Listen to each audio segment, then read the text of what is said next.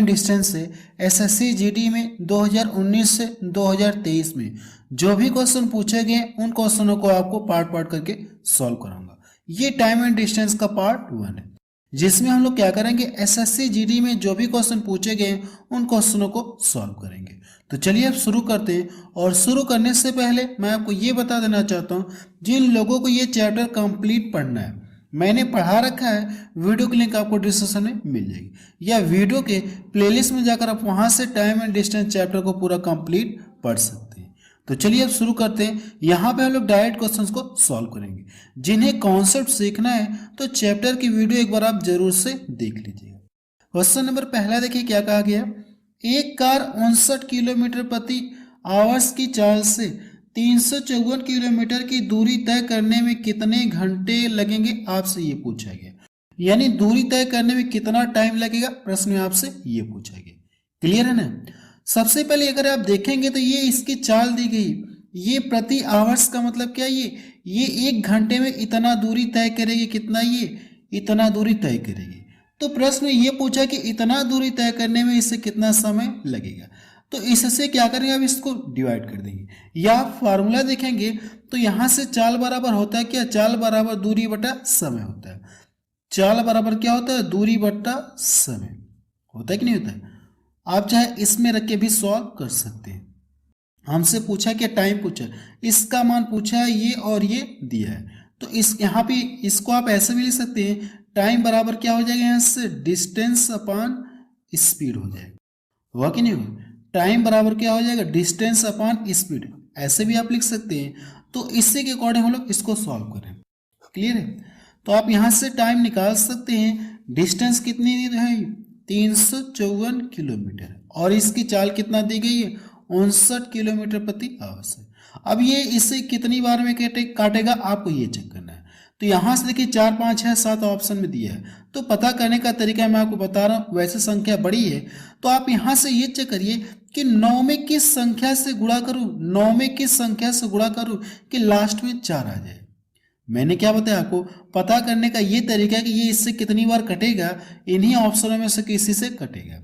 तो पता करने का तरीका ये कि 9 में किस संख्या से गुणा करो कि लास्ट में 4 मिल जाए। अगर आप इसमें करेंगे जैसे 4 9 36, लास्ट में कितना मिलेगा, 6 मिलेगा। ये ऑप्शन तो होगा नहीं। अगर जैसे मैं इसमें कितने से गुणा कर दूं, 6 से, तो 6 से करूंगा तो ये देखिए 6 बार में इसको पूरा पूरा काट देगा, 6 9 54, लास्ट में 4 मिलेगा कि नहीं मिलेगा। इस तरह से आप पता कर सकते हैं, या आप डायरेक्ट काट सकते हैं। कितनी बार में कटेगा, ये 6 बार में कटेगा। ये इसका आंसर आ गया। उससे कितने घंटे का समय लगेगा, 6 घंटे का समय लगेगा। तो देखिए कौन सा ऑप्शन इसका मैच करा, सी वाला ऑप्शन इसका मैच करा। क्लियर है ना। ये देखिए बिल्कुल लेटेस्ट क्वेश्चन है। अगला क्वेश्चन देखा जाए, क्या क्वेश्चन एग्जाम में पूछा गया था।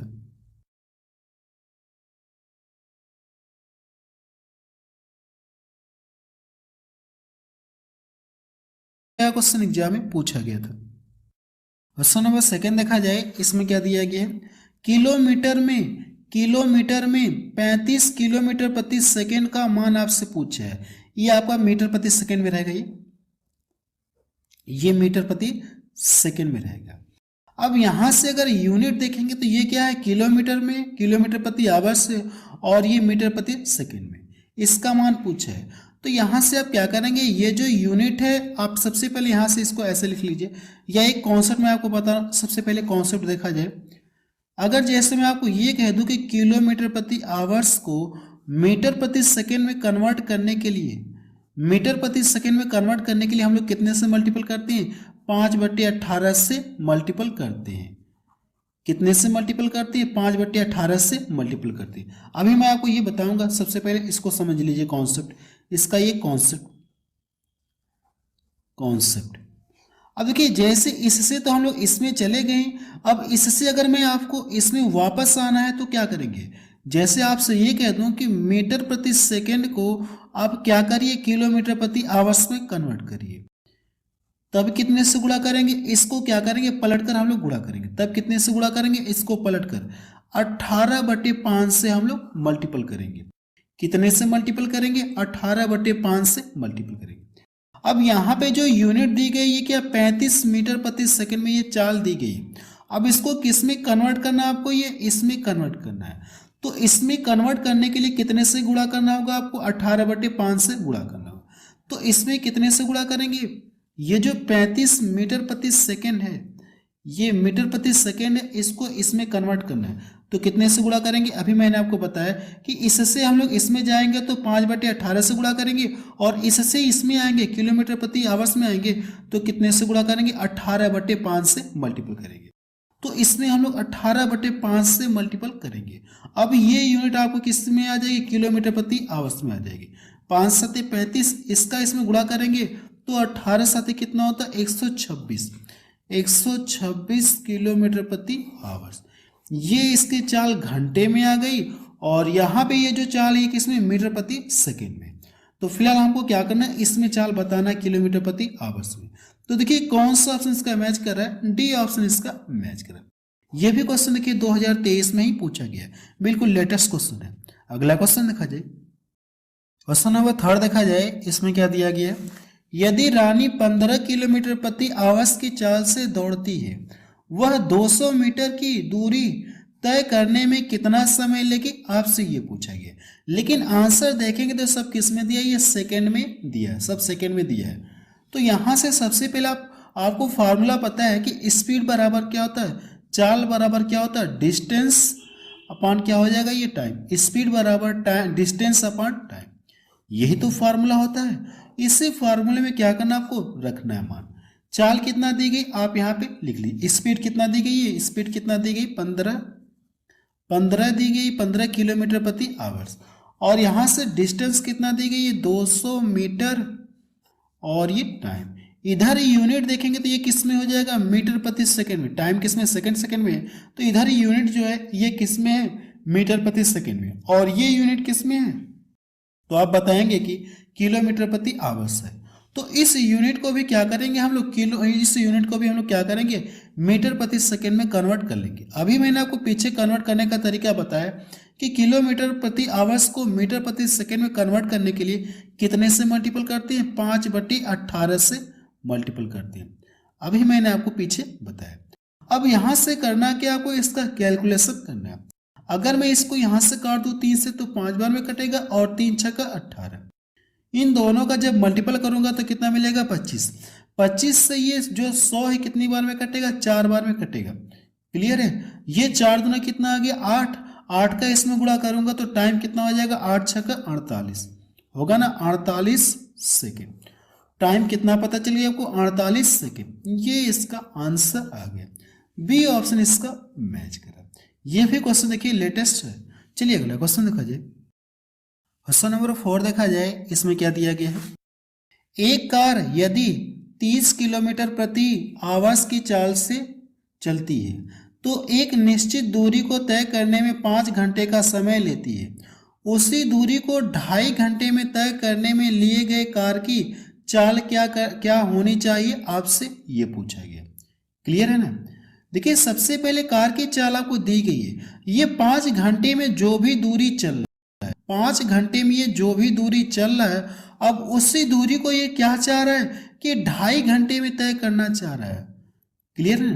5 घंटे में ये जो भी दूरी चल रहा है इस चाल से, अब ये उसी दूरी को क्या कर रहा है? ये आधे घंटे में क्या कर रहा है? यानी 5 घंटे मतलब इसका क्या आधा समय ले रहा है कि नहीं ले रहा है?